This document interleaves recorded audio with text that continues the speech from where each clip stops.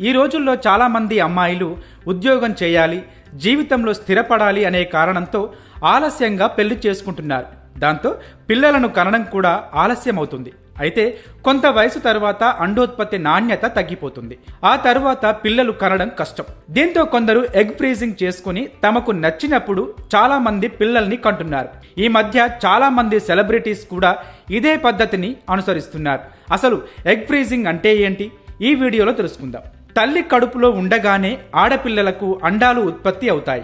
అంటే పుట్టుకతోనే ఆడపిల్ల కడుపులో అండాలు ఉంటాయి. పుట్టిన తర్వాత ఆ సంఖ్య పెరగదు.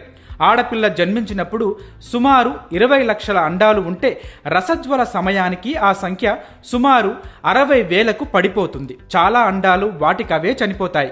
12 ఏళ్లు దాటిన తర్వాత గుడ్డు విడుదలవుతుంది. దీన్నే అండోత్సర్గం అంటారు. 18 నుంచి 30 ఏళ్ల మధ్యలో విడుదలయ్యే అండాలు నాణ్యంగా ఉంటాయి.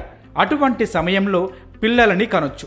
30 తరువాత విడుదలయ్యే అండాలు బలహీనంగా మారుతాయి. అందుకే 30 ఏళ్లలోపు పిల్లల్ని కనాలని పెద్దలు చెబుతుంటారు.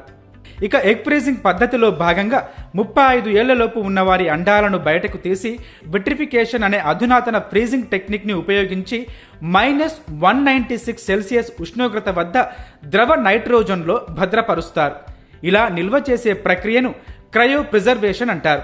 ఇలా ఫ్రీజ్ చేసిన అండాలను ఎప్పుడు కావాలంటే అప్పుడు పిల్లలను కనడానికి ఉపయోగించుకుంటారు.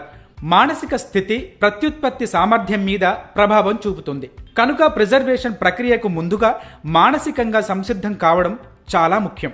అండాలు భద్రపరిచినంత మాత్రాన తర్వాత కాలంలో వాటి నుంచి తప్పకుండా గర్భం దాల్చుతారన్న గ్యారంటీ ఉండదు.